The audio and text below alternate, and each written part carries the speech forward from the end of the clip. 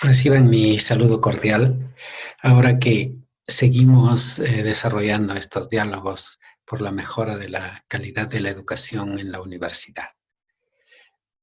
Ahora vamos a abordar también un tema que nos parece muy importante, sobre todo porque estamos trabajando no para el desarrollo solamente cognitivo de los estudiantes universitarios, sino también para un desarrollo socioemocional como parte de ese desarrollo de competencias que necesitan nuestros nuevos profesionales. Entonces, continuamos.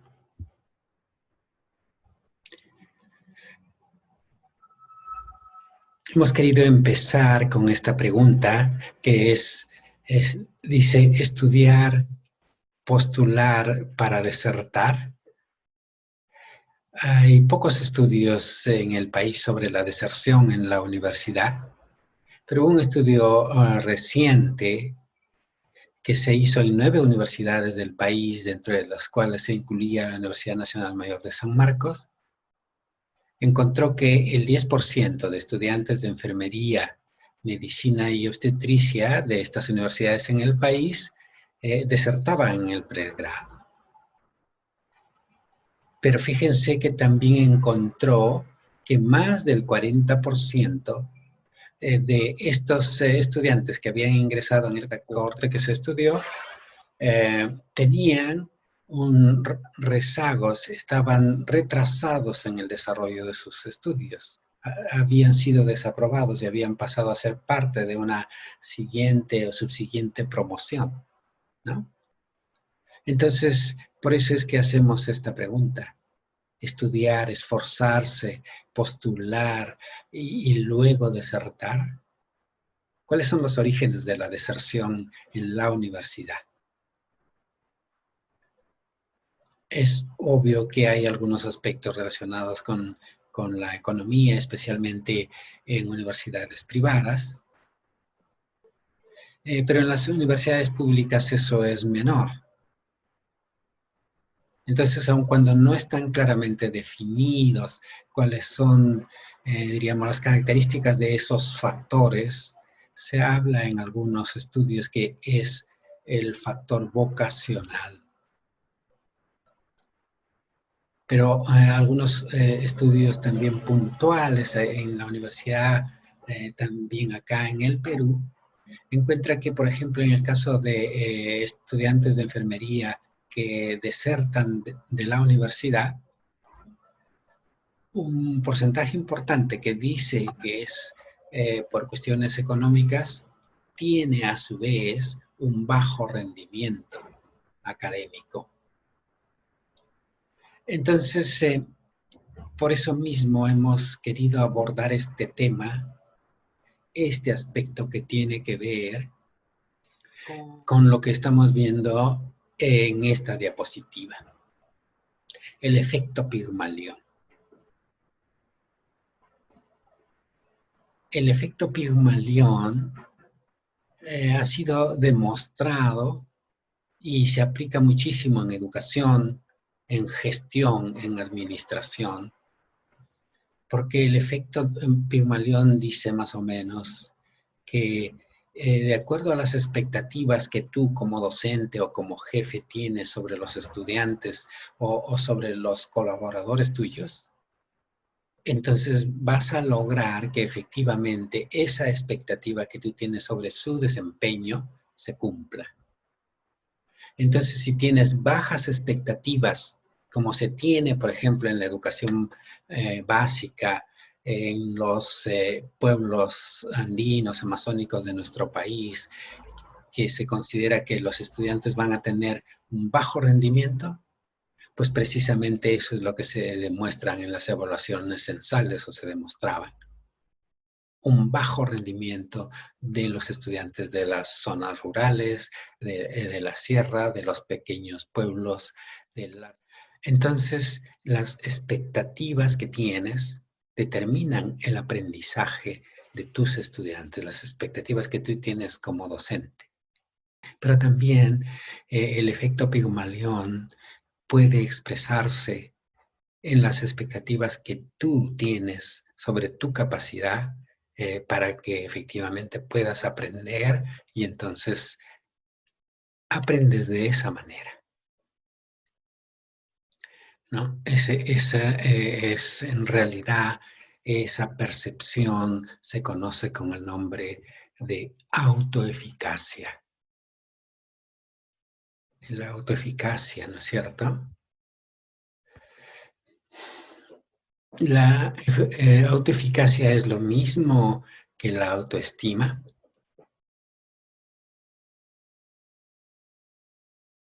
Están muy relacionadas, pero son diferentes. Obviamente, si tienes una buena autoestima, lo más probable es que puedas tener en algunos aspectos de tu desempeño una adecuada autoeficacia. No son lo mismo, pero están relacionadas. ¿Qué es la autoeficacia?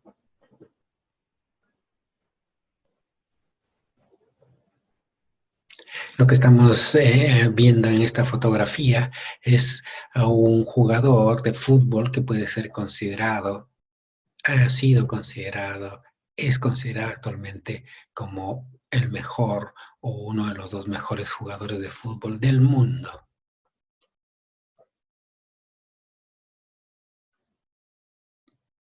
Pero aunque allí aparece de arquero, obviamente que Lionel Messi no se atrevería a jugar un partido oficial en vez de ser como delantero, hacerlo como arquero.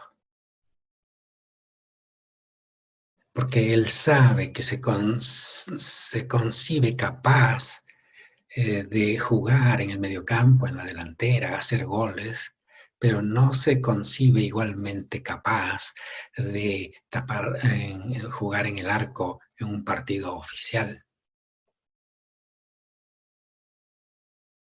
Entonces él puede tener una cierta autoestima, pero su autoeficacia para ser arquero, no, él no se considera que es capaz de, diríamos, darle el triunfo a su equipo tapando en su portería, en el arco suyo, ¿no? Entonces la autoeficacia es una percepción que una persona tiene sobre su capacidad de hacer algo específico que se propone hacer. La autoeficacia entonces es específica.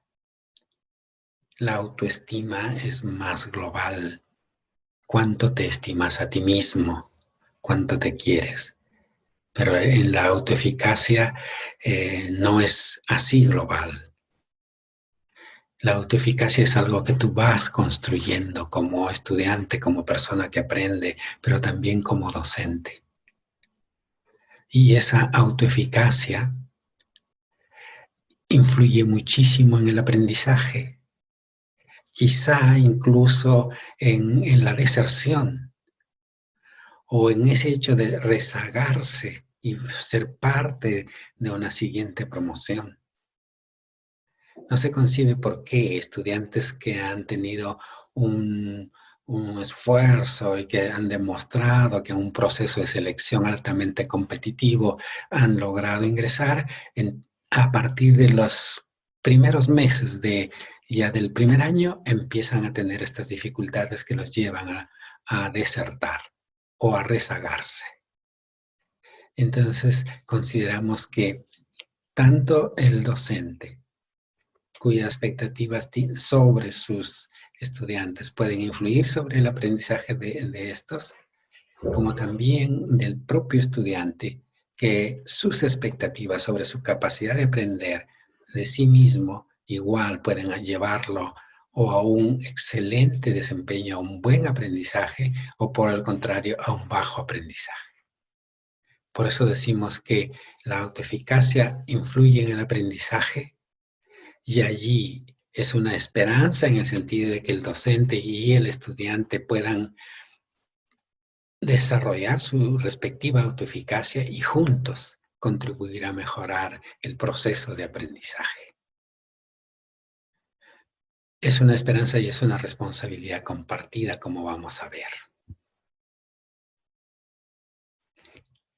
Entonces, si la confianza que tenga, la expectativa que tenga el docente sobre el rendimiento de sus estudiantes influye sobre este rendimiento, es obvio que el docente va a querer mejorar la autoeficacia del estudiante. ¿Qué puede hacer? El primer paso es mejorar su propia autoeficacia como docente. Saber que la autoeficacia se va construyendo y entonces tener una actitud de permanente aprendizaje en la docencia. Tener la actitud de recibir la retroalimentación que le pueden dar sus pares, que le pueden dar sus autoridades, ¿no? Los directores de su área donde trabaja. Tener esa confianza, ese es un primer aspecto, mejorar su propia expectativa de que va a ser capaz de desarrollar un buen proceso de aprendizaje, de ayudar bien a aprender. Pero nos queremos referir a otros aspectos que en su relación con los estudiantes el docente puede hacer para mejorar la autoeficacia de ellos. Un aspecto importante es el andamiaje del aprendizaje, por ejemplo. ¿Qué idea nos da esta imagen? ¿Qué podría ser el andamiaje del aprendizaje? Así como estos albañiles se valen de un andamio para poder alcanzar alturas diferentes en su proceso de construcción, que no lo podrían lograr si no tienen este andamio, así eso mismo es el proceso que el docente tiene que hacer para sus estudiantes. Cuando están empezando a desarrollar sus competencias, entonces poner, estructurar puntos de apoyo para que allí se vaya el estudiante tratando de afianzar en su aprendizaje. El andamiaje podría incluir, por ejemplo, el hecho de empezar siempre por aspectos más sencillos, más fáciles, menos complejos, y cada vez ir incrementando esta exigencia. Pero no empezar desde el inicio con una exigencia máxima. Entonces, organizar estructuras que apoyen al desarrollo de los estudiantes, ese es un aspecto importante que es en realidad la expresión de lo que Vygotsky llamó la zona de desarrollo próximo.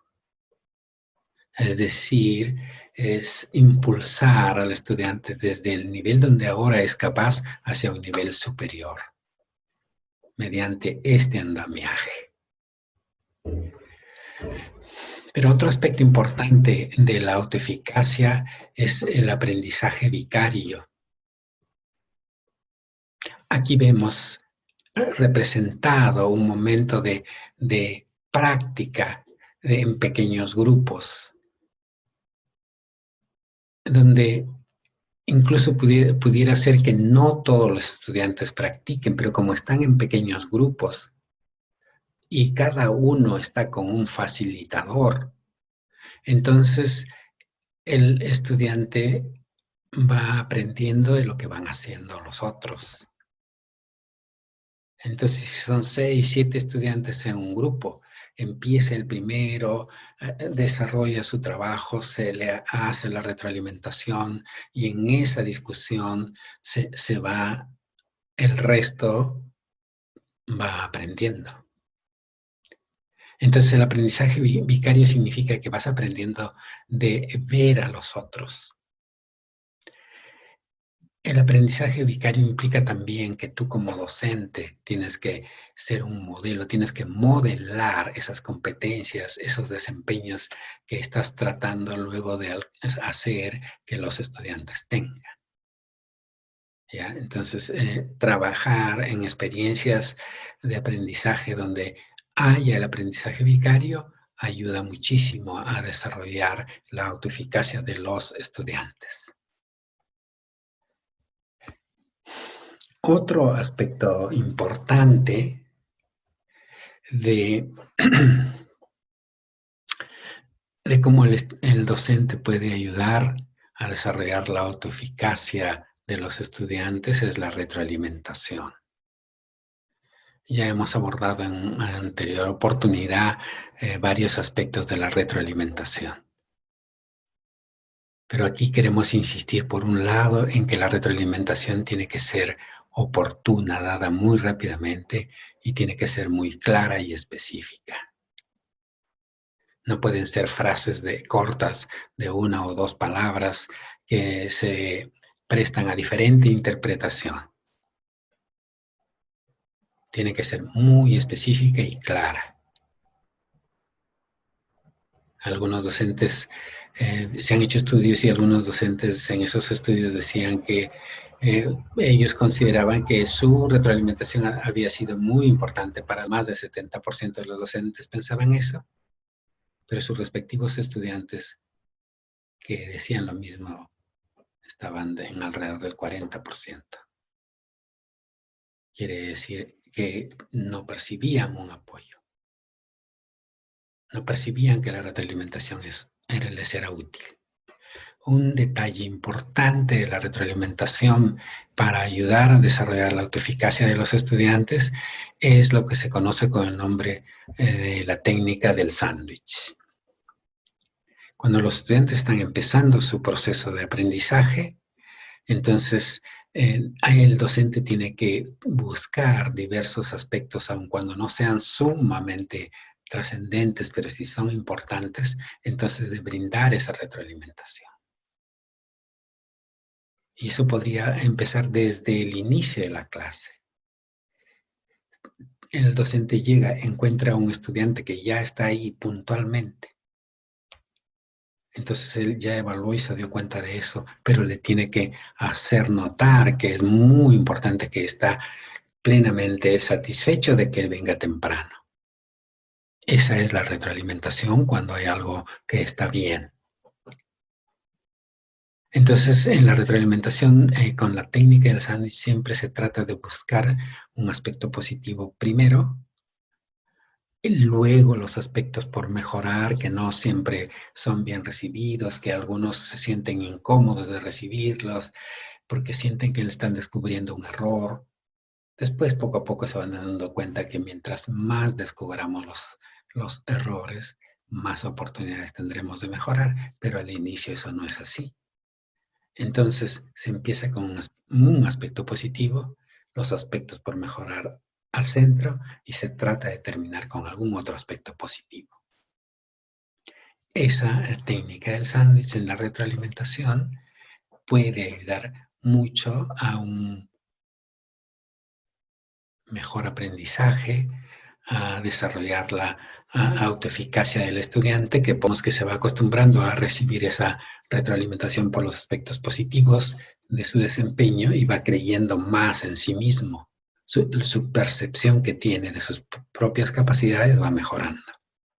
Entonces hemos visto que el rol del docente para aumentar la autoeficacia de sus estudiantes es muy importante. Pero los estudiantes también tenemos que jugar un rol allí. Primero, confiar en nosotros mismos. Después, hacer todo para seguir aumentando la confianza en nosotros mismos. No dejar las tareas para el último, por ejemplo. Entonces, los estudiantes podemos aumentar nuestra autoeficacia y por eso es que decimos que tenemos una responsabilidad compartida.